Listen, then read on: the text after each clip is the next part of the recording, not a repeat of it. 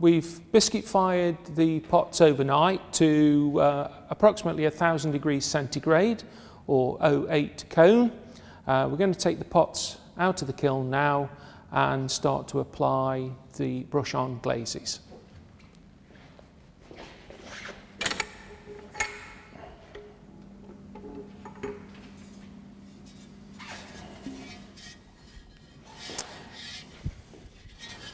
Just checking the pot to make sure there's no splits or cracks or anything wrong with the biscuit ware. No, this is fired absolutely fine. We can now think about applying the glaze. This first coat is going to be with the blue rutile and the chun plum. I'm going to put the chun plum on as a base and the blue rutile over the top. So before you apply, give the jar a good shake to make sure that the glaze is well and truly mixed. Once we're happy with that, take the lid off. All right. There's a seal on the top, so this has to be punctured to remove the foil. You need a good sized floppy brush for this. You don't want a small brush, it's got to be a decent size. Load the brush with plenty of glaze, and then we can begin to apply. I'm going to put a single coat of this over the entire surface of the pot.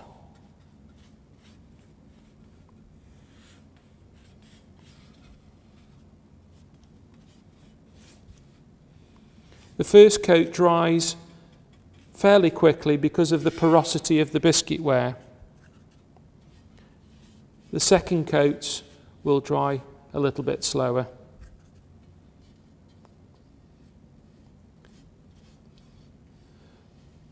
Don't worry if you get any of the glaze on the bottom of the pot, because we can wipe this off with a sponge afterwards. But you must remember that you can't leave glaze on the base, otherwise the pot could actually stick to the kiln shelf.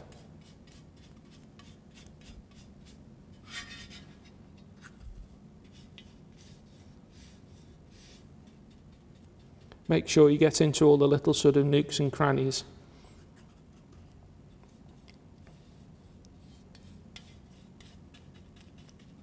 Particularly around details like the handle where there's creases.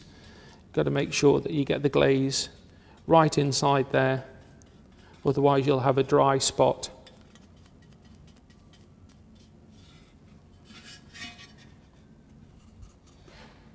Underneath the handle, that's the part that many people miss, is just under the underside of the handle.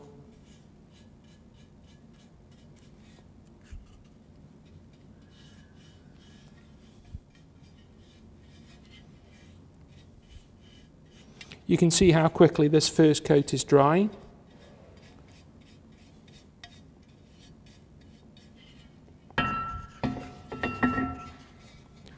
Just pop it on the whirler now.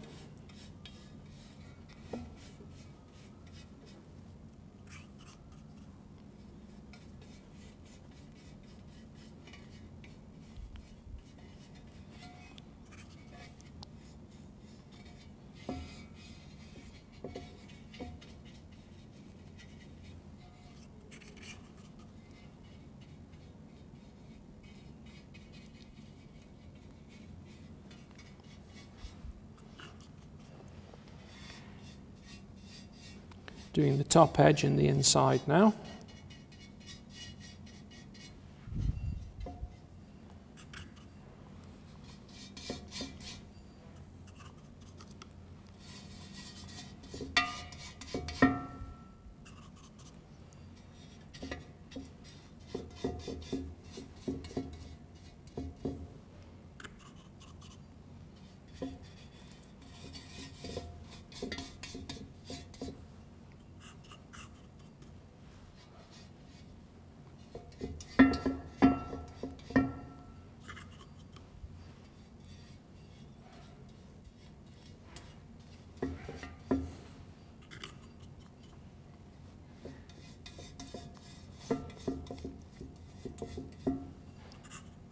Just trying to make sure we get a nice even coat on the inside of the pot.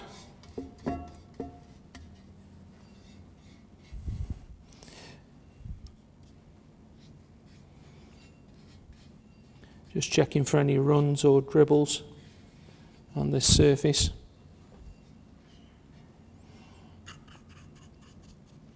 Just missed a little bit there under the shoulder.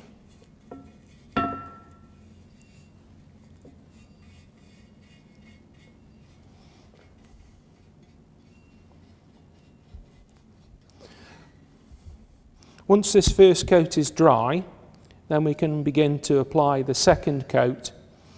What I'm going to do is we're going to have a single coat on this portion, 2 coats on this portion of the base, and then the second glaze will go over the top of this to here, and we'll do 2 coats there, and then I'll use the second glaze just to fill in these little combing marks to enhance the sort of detail on these.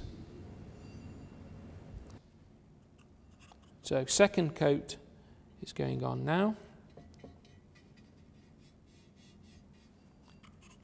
You'll notice that the second coat doesn't dry quite so vigorously.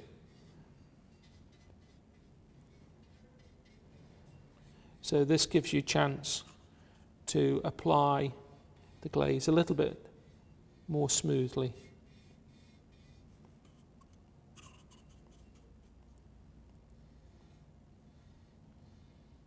Keep the brush well loaded.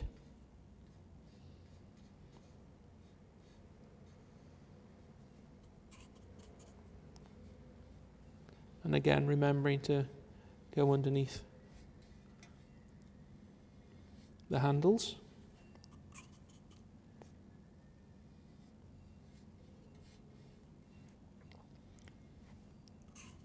Don't worry too much if you just go over the line a little bit.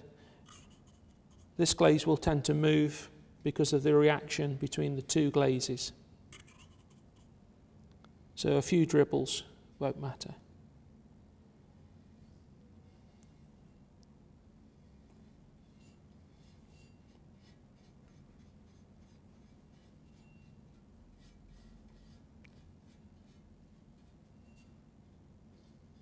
If you do get a run, just brush it in.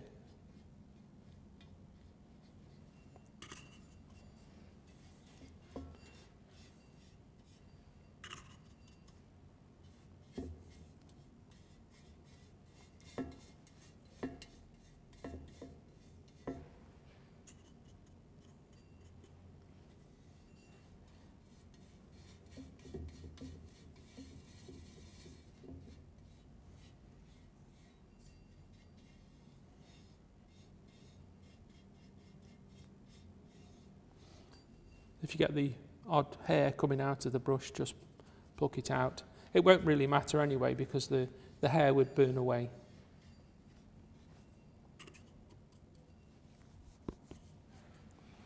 Just check that you've not missed anywhere, just smooth it in.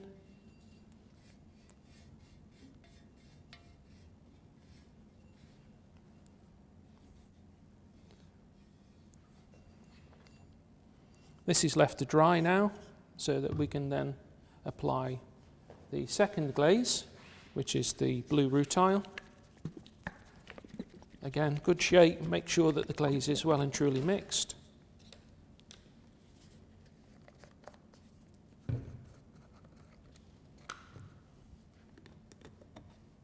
Break the seal. Some of the glazes, you'll notice, will be 2 completely different colours.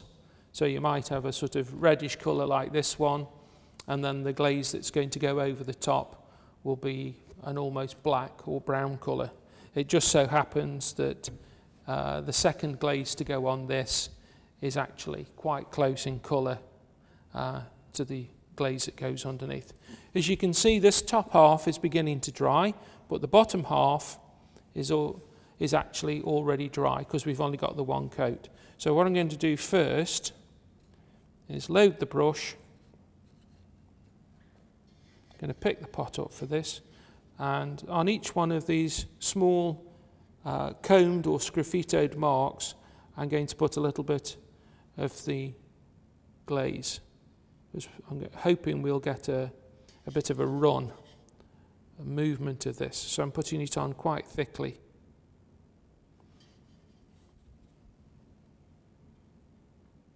Just dabbing this on.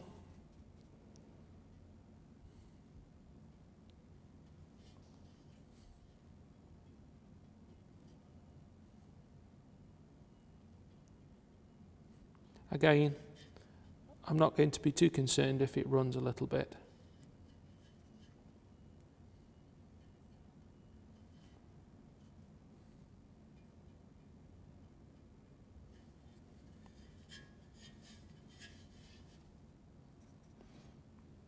Just be careful when you're handling the pot that the surface that you're holding the glaze is in fact dry, otherwise you will smudge it.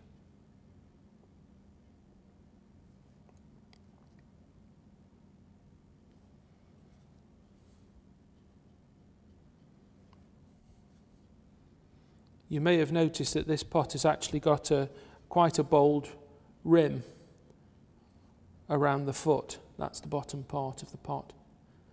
And that will act as a glaze catcher, so that if this glaze does run quite dramatically, it won't run off the bottom of the pot. You can see this edge here. It will actually catch the glaze and prevent it running onto the kiln shelf.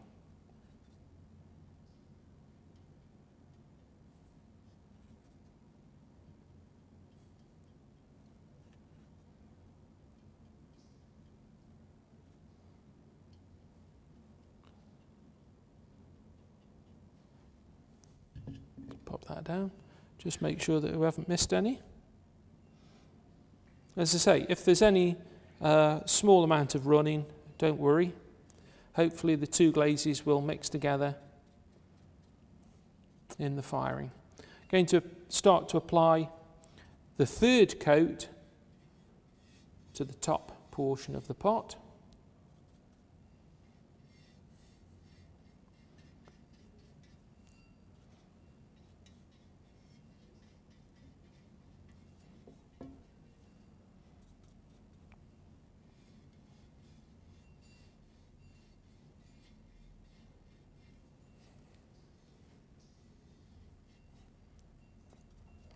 I'm only going to paint this reactive glaze just onto the inside of the neck of the jug. I'm not going to go all the way down inside.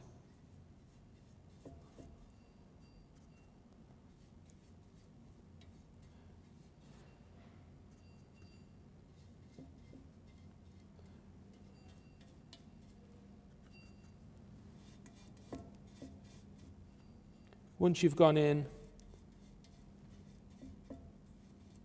about 20 centimetres, it's very difficult to tell the difference in the colour.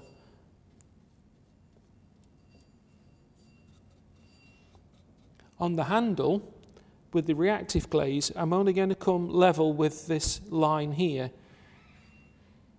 so the handle will actually be two tones. But if we get a little bit of running or dribbling down the handle, that's absolutely fine.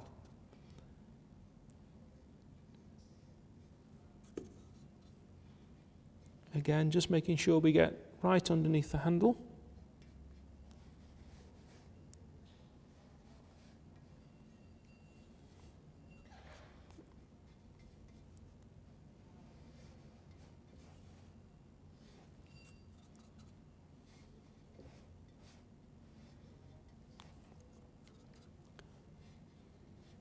When you first start potting, one of the strange things that you have to get used to is the fact that when you put the glaze on, it very rarely has any bearing whatsoever on the colour that it's going to fire. So you don't get a sense that this is going to be a sort of blue pot or a red pot. You could put a green glaze on in the raw state and it would come out red. You could put a red glaze on in the raw state and it might come out green.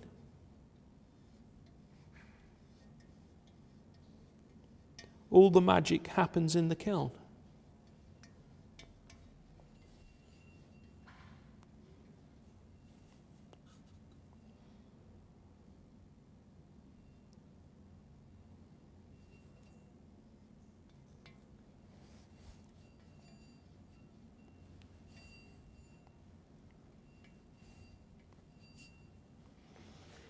Just going a little bit further down the handle on the inside.